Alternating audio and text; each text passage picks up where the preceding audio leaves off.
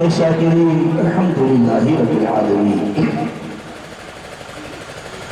محترم حضرات، ہم اور آپ جس محفل پاک میں حاضر ہیں، یہ ہم اور آپ اور رب قدیر کا انعام اور احسان ہے۔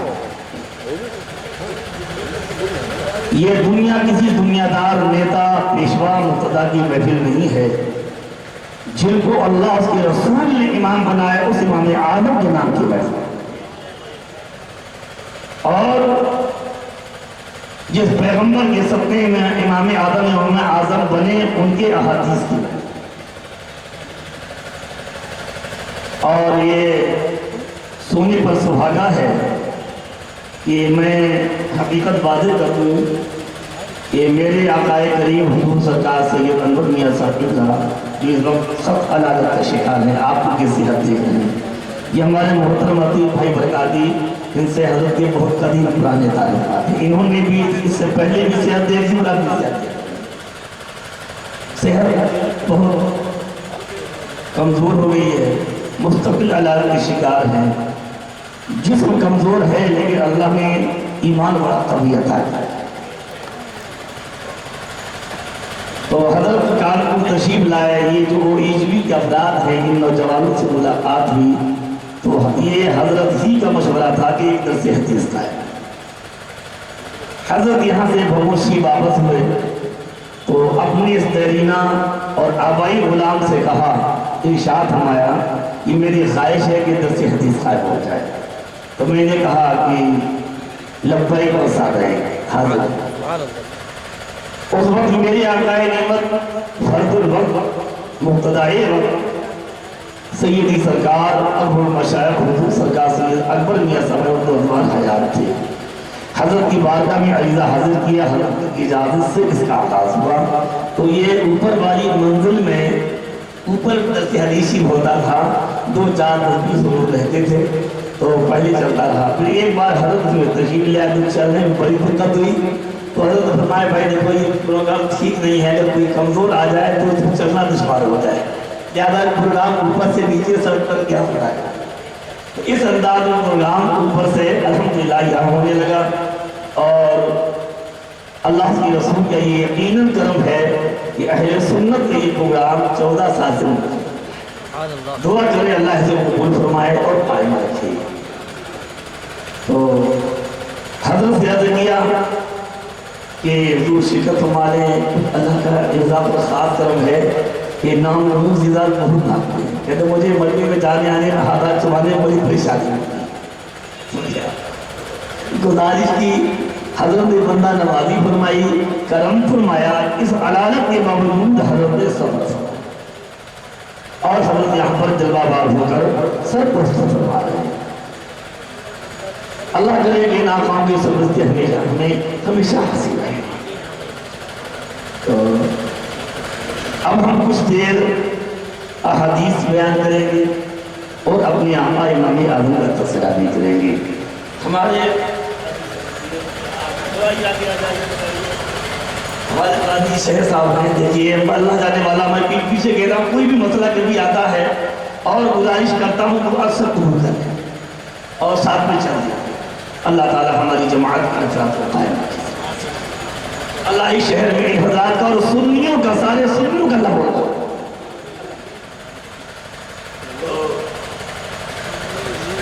میں نے یہ اعلان کیا تھا کہ 2 شعبان یہ امام اعظم کی مثال کے تاریخ سے ایک روایت دیتا ہے، یا اس میں درس حدیثی کو امام اعظم کے نام پر کیا جائے، اور اس دن ہم بخاری نہیں پڑھیں گے بلکہ امام اعظم کی جو مرویات ہیں، مسانید امام اعظم سے مروی حدیثیں ہم آپ کو سنائیں۔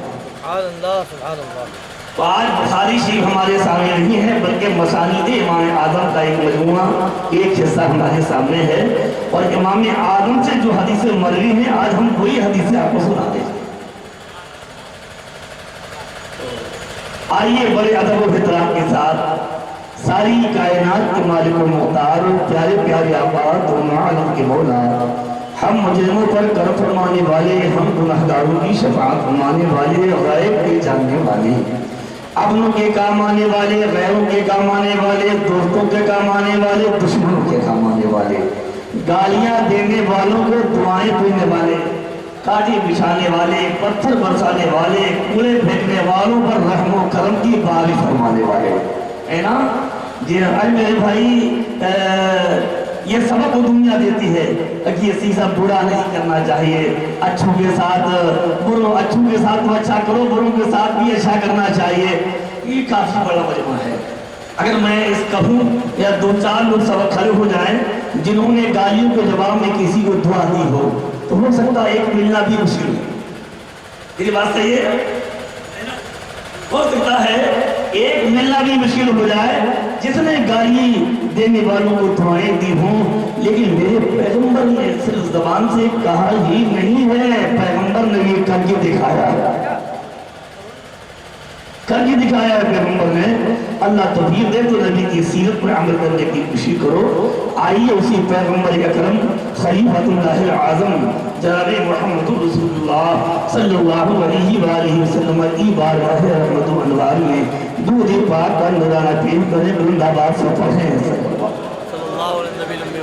صلاۃ و سلام علیک یا رسول اللہ۔ آپ نے مداحان رسول سے سرکار کی نعتیں سنی۔ نقیب اجلاس محب کرامی وقار و فاضل کرامی مرتبت حضرت علامہ مولانا غلام گیلانی صاحب اللہ رضوی مصباحی استاد جامعہ احمدیہ دارالخیر بھون شریف، ان کی نقابت جو ماشاءاللہ نقابت اور خطابت کا مجموعہ تھی، آپ ان کو بہت خوبی سماعت فرما رہے تھے۔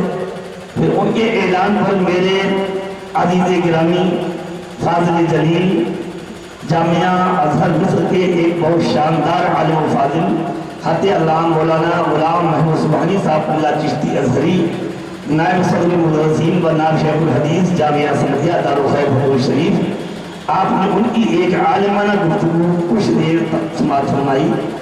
اب کچھ دیر میں آپ کی خدمت کے لیے حاضر ہوں، حضرت کی دعائیں لے کر دست شفقت سر پہ رکھ کر اب میں آپ سے مخاطب ہو رہا ہوں۔ ایک بار اور درود پاک سنا دیجیے۔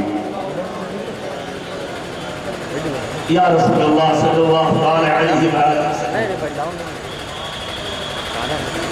امام اعظم کی مرویات پڑھ رہا ہوں تو پہلے امام اعظم کا تھوڑا سا تعارف کرا ہوں، اور سچ یہ ہے کہ میرے اندر اتنی علمی صلاحیت نہیں ہے کہ میں کما حقوق امام اعظم کے بارے میں کچھ عرض و معلومات کروں۔ بہت بڑی ذات گرامی کا نام امام اعظم ہے، سبحان اللہ، بہت بڑی ذات گرامی کا نام امام اعظم ہے۔ آپ کی پیدائش 70 یا 80 ہجری، دونوں اقوال ہیں، اگرچہ بعض حضرات نے 70 کو راجح قرار دیا ہے۔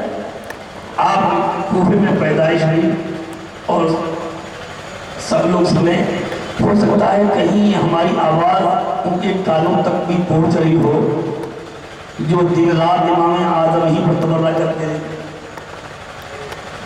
ایک عجیب و غریب بات ہے، میں ابھی مولانا سبحانی صاحب سے قیامت بھی کہہ رہا تھا کہ جو غیر مقلدین کی جماعت ہے وہ چاروں اماموں میں سے کسی کی تقلید نہیں کرتے، لیکن عجیب مسئلہ ہے کہ وہ اگر شب امت کے ساتھ مخالفت کرتے ہیں تو امام اعظم کی کرتے، حالانکہ تقلید کسی کی نہیں کرتے، لیکن 24 گھنٹے ان کے تیر کا نشانہ ہے تو امام اعظم کی ذات گرامی ہے۔ اس کی وجہ کیا ہے؟ پتھر اسی پیڑ پر مارے جاتے ہیں جن پر پھل ہوتے ہیں،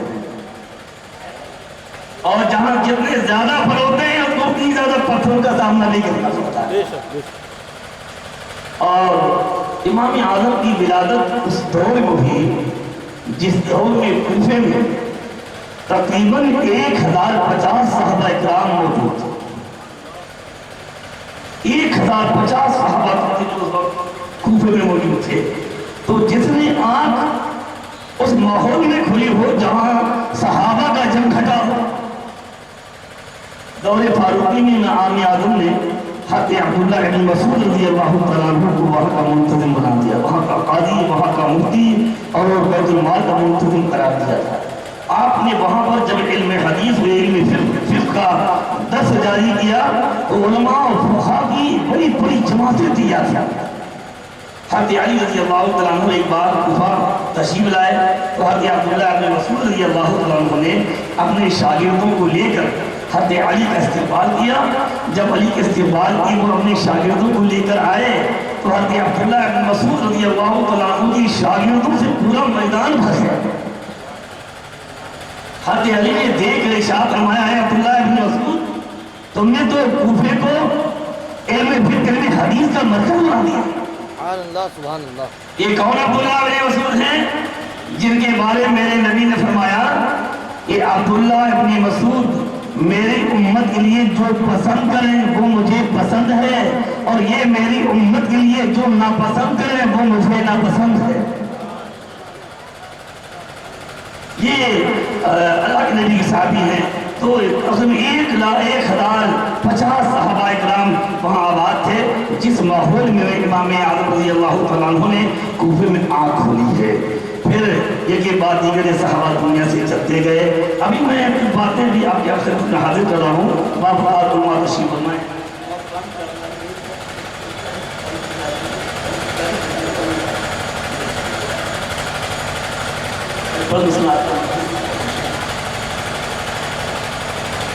تو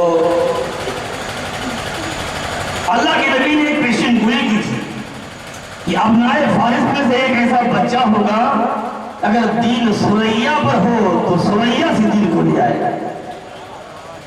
ائمہ نے فرمایا اس کے مصداق امام اعظم رضی اللہ تعالیٰ عنہ کی ذات سے. اب آگے بڑھے اور آپ نے کوفہ، بصرہ، مکہ معظمہ، مدینہ طیبہ، دیگر جانے کتنے مقامات کا آپ نے سفر کیا علم حدیث اور دیگر علوم و فنون حاصل کرنے کے. کچھ لوگوں نے کہہ دیا کہ امام اعظم حدیث نہیں جانتے تھے ان کو شرم نہیں آتی. میں ابھی بتاتا ہوں جانتے ہی نہیں جانتے تھے. جانتے ہو امام اعظم کون ہیں؟ امام اعظم رضی اللہ تعالیٰ عنہ کی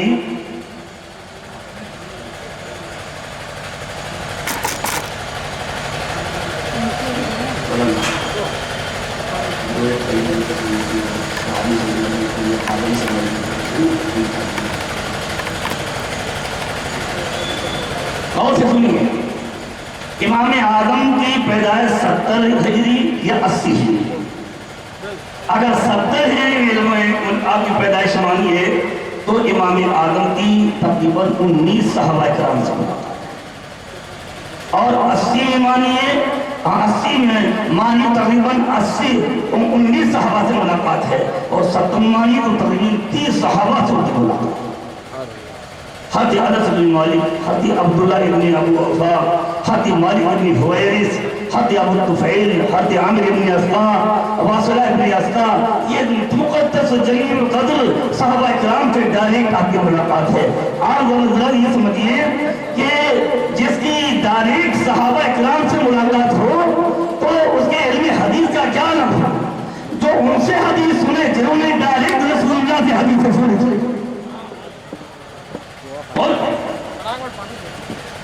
وہ صحابہ کرام جنہوں نے ڈائریکٹ رسول اللہ سے حدیث سنی. میرے امام نے ڈائریکٹ ان سے حدیث سنی. امام اعظم کا مقام سمجھیے. اور دیکھیے امام اعظم نے 55 حج کیے. توجہ جاتا ہے میرے سرکار امام اعظم نے 55 حج کیے ہیں.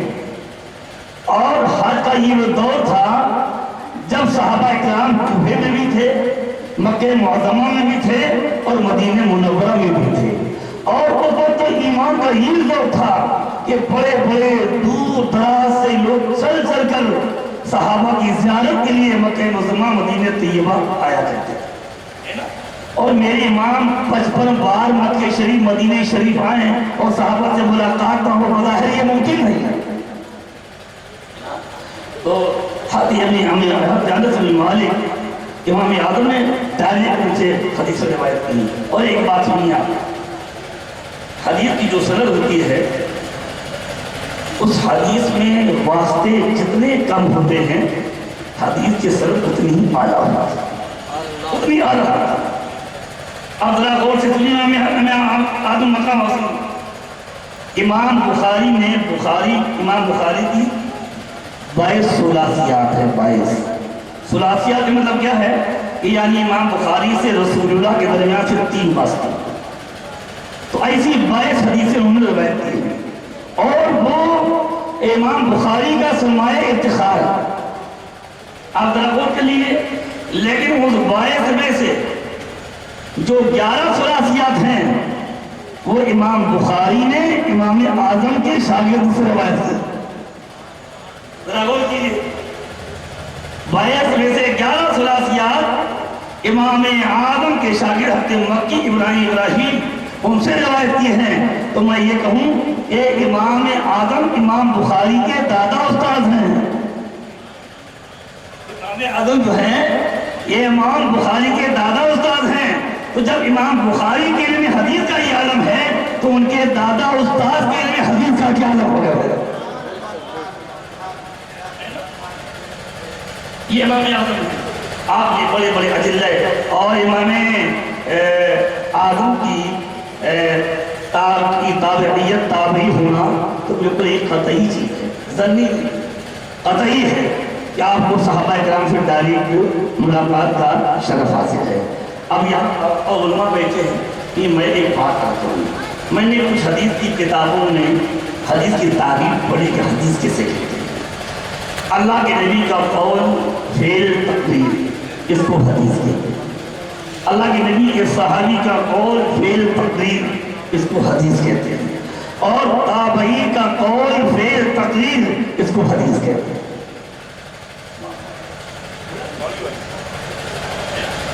تابعی کا قول فعل اور تقریر یہ شیخ محقق کے مقدمے میں بھی ہے، اور ترمذی وغیرہ دیگر مقدمات میں بھی یہ صراحت ہے کہ قول و فعل تقریر رسول اللہ، قول و فعل تقریر صحابی، قول و فعل تقریر تابعی، تابعی کا قول، تابعی کا فعل، تابعی کی تقریر، یہ بھی حدیث ہے۔ تو میں اس تاریخ روشنی میں یہ کہوں کہ امام اعظم کے سارے اقوال حدیث ہیں تو یہ بھی صحیح ہے۔ غور سے سنی، اگر ہماری بات پر غور کریں ایسا، تو اگر اس کی روشنی میں یہ میں جملہ بول دوں کہ امام اعظم کا سارا سرمایہ فقہی حدیث ہے تو یہ بھی صحیح ہے۔ یہ امام اعظم کی ذاتی گرامی ہے، اور بہت صاحب حکمت ہے، بڑے بڑے ائمہ، علماء، زہاد، امام مالک سے بار امام شافعی خطوب کرنے لگے محدثین کے بارے میں، اور کرتے کرتے امام مالک فرمایا کہ امام مالک ذرا یہ بتائیے امام ابو حنیفہ کے بارے میں آپ کا کیا خیال ہے؟ امام مالک نے شافعی سنو، ابو حنیفہ کا مثل میری آنکھوں نے اس دنیا میں دیکھا ہی نہیں ہے۔ یہ امام مالک جو عالم مدینہ کہلاتے ہیں وہ فرما رہے ہیں کہ میں نے ابو حنیفہ کا مثل اپنی آنکھوں سے دیکھا ہی نہیں ہے، اور امام شافعی فرماتے ہیں کہ امام اعظم کی قبر یہ دعاؤں کی مقبولیت کے لیے ایک سیر ہے، کہ امام اعظم کی قبر پر جو دعا کی جاتی ہے ان کے صدقے میں قبول ہو جاتی ہے، امام شافعی کے لئے۔ اور امام شافعی، امام مالک اعظم کا میں نے آپ سے بتایا کہ 55 ہستی اور تقریباً 40 سال میرے امام نے عشاء کی وضو سے فجر کی نماز ادا فرمائی۔ علماء کی شاگرد کہتے ہیں کہ میں نے عشاء کے بعد دیکھا امام ساری رات عبادت کر رہے ہیں، فجر کا وقت ہو گیا، فجر کی نماز پڑھی، فجر کے بعد اپنے شاگردوں کو پڑھانے بیٹھ گئے، پڑھاتے پڑھاتے ظہر کا وقت ہو گیا، ظہر کی نماز پڑھی، پھر پڑھانے لکھانے میں کام میں لگ گئے، عصر کا ٹائم ہو گیا، عصر کی نماز پڑھی، پھر علمی کام میں لگ گئے، مغرب کا وقت آ گیا، مغرب کی نماز پڑھی، پھر فتویٰ اور فقہ میں مصروف ہو گئے، عشاء کے ٹائم آ گیا، عشاء کی نماز پڑھی، عبادت شروع کر دی، فجر کا ٹائم ہو گیا، فجر کی نماز پڑھی، پھر پڑھانا شروع کر دیا۔ میں دیکھ ہی نہیں پایا کہ میں نے کھانا کب کھایا، ناشتہ کب کیا اور آرام کب کیا۔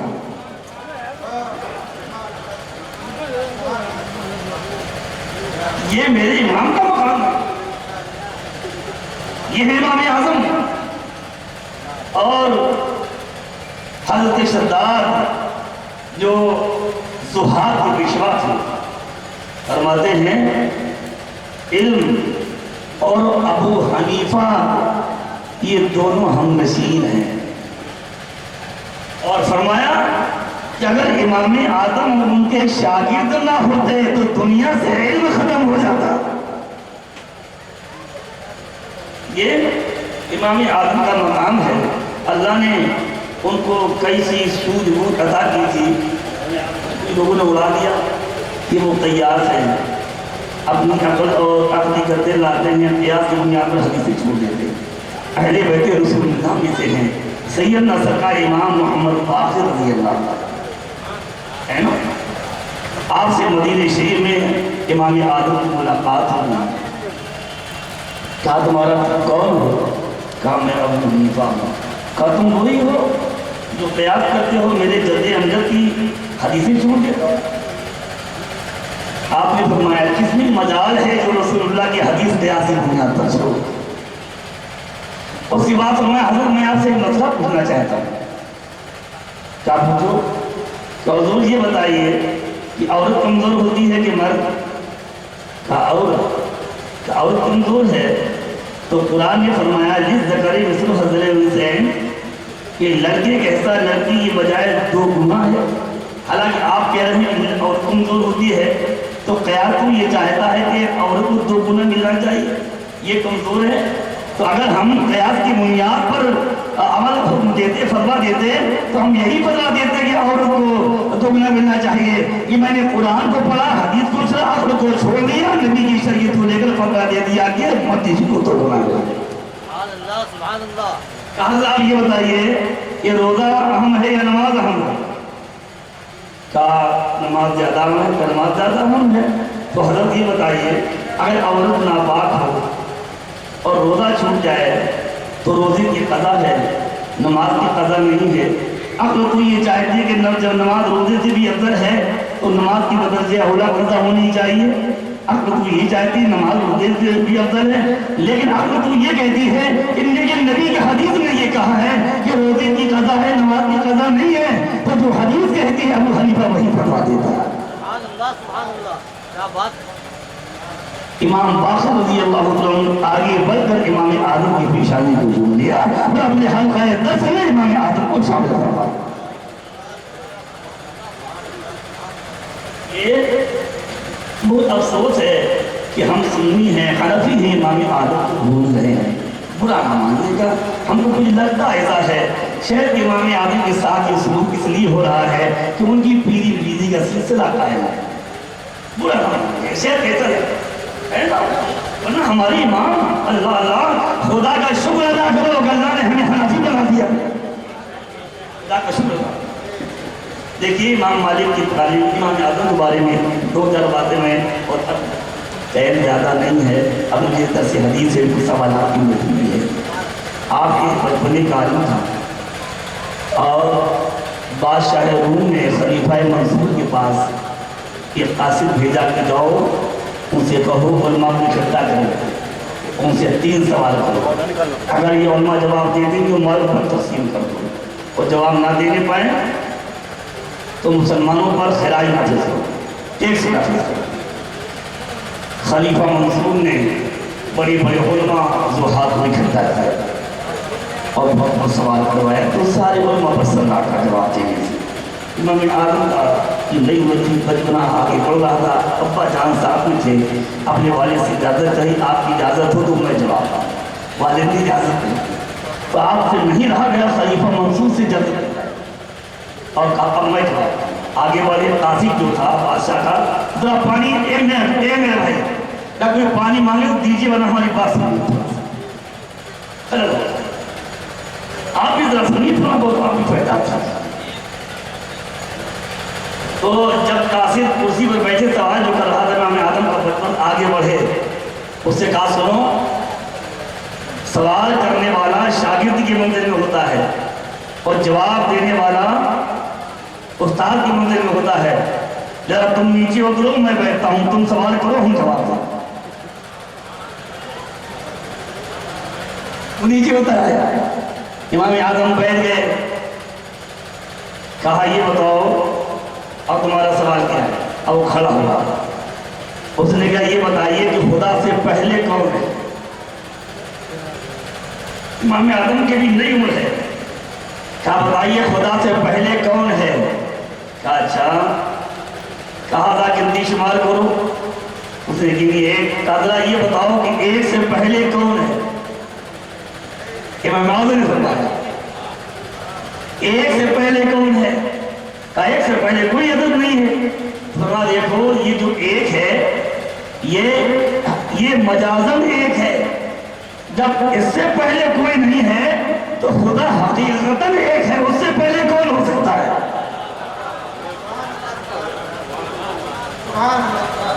سمجھا تھا؟ خاموش ہو۔ دوسرا سوال کیا ہے؟ کہ ذرا یہ بتائیے کہ خدا کا رخ کدھر ہے؟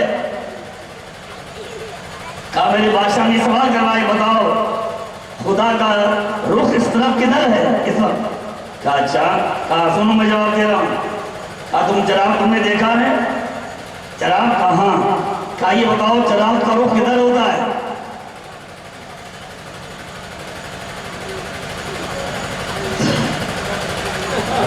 سناٹے کہا گیا، کہا کدھر ہوتا ہے؟ کہا اس کا رخ کسی ایک طرف نہیں ہوتا، چار طرف روشنی دیتا ہے۔ اچھا، کہا سنو یہ دنیا کا نور ہے، ایک مجازی نور ہے، جب اس کا کسی ایک طرف رخ نہیں ہے تو اللہ تو حقیقتاً نور ہے، اس کا ایک طرف رخ کیسے ہو سکتا ہے؟ خاموش ہو گئے۔ اور کوئی سوال؟ کہاں بھی ایک سوال ہو گیا، کرو وہ بھی کیا سوال ہے؟ یعنی کہ یہ بتائیے اس وقت تمہارا خدا کیا کر رہا ہے؟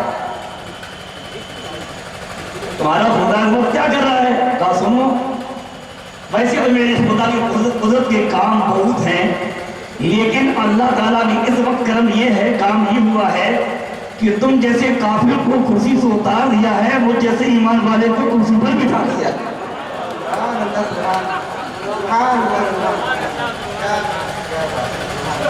یہ کون ہے؟ امام مالک، یہ امام اعظم ہے۔ زبان جو ہو جائے اپنے امام پر سنیے، امام اعظم کا فتویٰ یہ ہے اگر کسی عورت کے پیٹ میں بچہ ہو اور عورت کا انتقال ہو جائے اور بچہ ابھی زندہ ہو تو پیٹ چاک کر کے بچے کو نکال دے۔ یہ امام اعظم کا اجتہاد ہے، قرآن میں کہیں صراحت نہیں ہے، حدیث میں کہیں صراحت، امام اعظم کا اپنا اجتہاد استعمال۔ تو ایک عالم وقت، امام وقت نے آپ سے سوال کیا، یا امام ایک سوال کرنا چاہتا کیا کرو؟ کہا حضور یہ بتائیے آپ نے بہت سے مسائل میں اجتہاد کیا ہے، کسی وقت آپ کو اپنے اجتہاد پر شرمندہ تو نہیں ہونا پڑا؟ تو امام اعظم نے فرمایا ہاں ایک مرتبہ مجھے اپنے اجتہاد پر شرمندگی کا احساس ہوا ہے۔ تو کہا وہ کون سا اجتہاد ہے؟ کہا بات یہ کہ میں نے یہ ایک مرتبہ ایک عورت مر گئی تھی، پیٹ میں بچہ تھا، تو میں نے اپنے اجتہاد سے فتویٰ دے دیا تھا کہ پیٹ چاک کر کے بچے کو نکال لیا جائے۔ تو مجھے بات کو شرمندگی ہوئی کہ میں نے ایک مومنہ کا پیٹ چاک کرنے کی اجازت دے دی، پتہ نہیں وہ بچہ بھی زندہ رہا یا مر گیا، تو کہیں بچہ بھی نہ بچا ہو اور عورت کا پیٹ بھی چاک ہو گیا ہو، اس پر مجھے کوئی ندامت کے احساس ہوا۔ اس امام وقت کا امام اعظم یہ شرمندگی کا مقام نہیں ہے، یہ اللہ کا آپ پر احسان ہے، وہ بچہ میں ہی ہوں جو آپ سے گفتگو کر رہا ہوں۔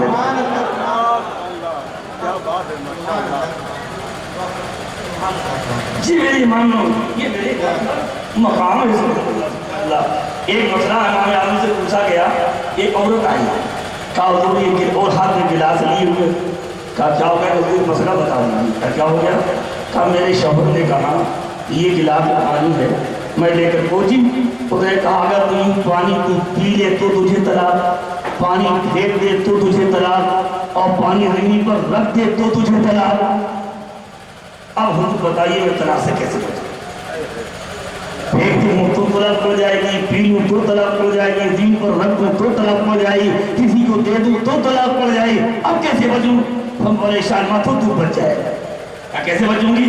تو یہی کہا ہے نا، پھینک دے تو طلاق، پی لے تو طلاق، رکھ دے تو طلاق۔ تم نہ پیو نہ پھینکو نہ رکھو، روئی یا کپڑا گلاس میں ڈال کر پانی کو جذب کرو۔ سبحان اللہ سبحان اللہ۔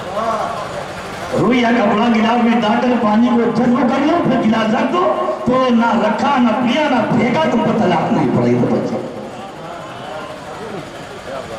یہ امام اعظم ایک مسئلہ ایک صاحب لے کر آئے کہا حضور بہت پریشان کیا ہو گیا؟ کہا کہ بات یہ ہے کہ میں نے اپنی بیوی سے غصے میں قسم کھائی. میں نے کہ میں خدا کی قسم کھا رہا ہوں کہ اگر میں تجھ سے جب تک تو نہ بولے کہ جب تک تو نہیں بولے گی تو میں نہیں بولوں گا. اور پھر میری بیوی نے قسم کھا لی کہ جب تک تو نہ بولے تو میں نہیں بولوں گی.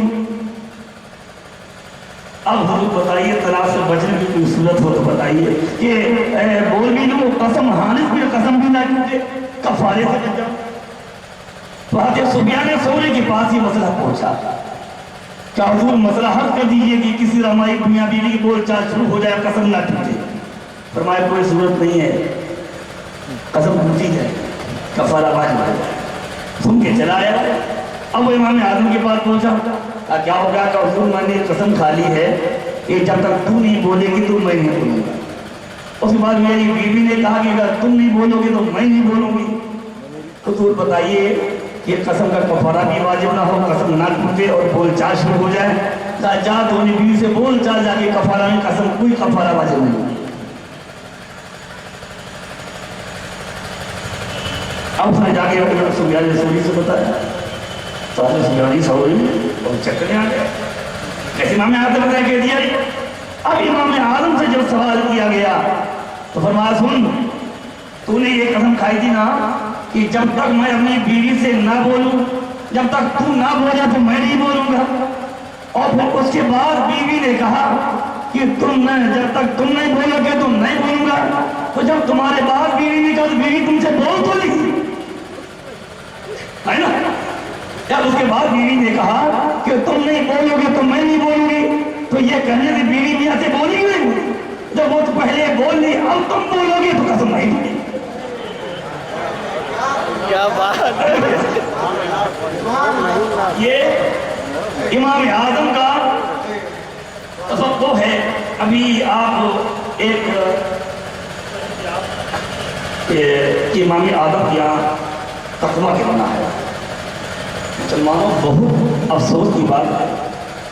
دیکھیے اگر آپ پر یہ لازم ہے کہ اگر آپ کا پیر شریعت رسول اللہ کی کوئی بات کہتا ہے آپ سے جھکا عالم وقت کی بات کہہ سر بھی جھکا تھا اس کی کردار پر عمل کریں تو امام اعظم اس سے زیادہ اس کے مستحق ہے. امام اعظم کی پیروی کریں وہ ہمارے امام ہیں ہم ان کے مقلد ہیں.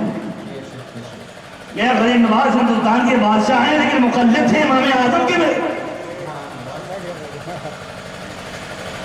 ان کا تقویٰ امام اعظم اس حدیث پاک کا سن لیں. میرے نبی نے فرمایا کل قرض جر منفعت فهو ربا. ہر وہ قرض جس پر نفع لیا جائے وہ سود ہے. قرض پر نفع لینا سود ہے. تو جس مالک کے اوپر جس شخص کے اوپر امام اعظم کا قرض ہوتا تھا امام اعظم رضی اللہ تعالیٰ عنہ اس کے دیوار کے سائے میں کھڑے نہیں ہوتے تھے. فرماتے ہیں دیوار والے کے اوپر میرا قرض ہے اس کی دیوار کے سائے میں کھڑا ہونا میرے لیے سود ہوگا. یہ امام اعظم رضی اللہ تعالیٰ عنہ کا تقویٰ تھا. آپ سفر کر رہے تھے اور آپ کی جوتے میں چپل میں کیچڑ لگ گئی اور وہ چھٹک کر چپل سے ایک دیوار پر لگ گئی. جب دیوار پر لگ گئی اور وہ مجوسی تھا اور آپ اس سے جا رہے تھے اپنا قرض مانگنے مطالبہ کرنے کے لیے. جب دیکھا کہ میری کیچڑ سے میری چپل سے اس کی دیوار سن گئی تو سوچا کہ کیا کروں. فرمایا کہ اگر میں اس کو صاف نہیں کرتا ہوں تو میری ذات سے دوسری کی دیوار ٹوٹتی ہو رہی ہے اور کھرچتا ہوں تو اس کی دیوار کو نقصان ہوگا. میں کیا کروں کیسے معاملہ صاف کروں. آپ یہ سوچیں گے توجہ کیجیے ایک کافر تھا اس کے بارے میں. تو اس کے بعد آپ دروازے پر آپ نے آواز لگائی. ایک بچی بار آئی کہ آپ بلا دو بتا دو ابو حنیفہ آئے. नाम सुना, वो बाहर आया, वो घबरा गया, हो सकता तरजीह मांग आया। फरमाया क्या है? कहा बात यह है कि हमारी चप्पल से कीचड़ को छिड़की तुम्हारी दीवार पर लग गई। अब मैं परेशान हूँ कि मेरी ज़ात से तुम्हारी दीवार बंदी हो गई। अगर साफ करूँ तो कैसे साफ करता हूँ, अगर साफ ना करूँ तो दीवार बंदी रह जाएगी, साफ कर दूँ और पहुँचूँ तो दीवार का नुकसान होगा। अब आप बता दीजिए मैं आपकी दीवार के सिलसिले में क्या करूँ। जब उस शख्स ने इमाम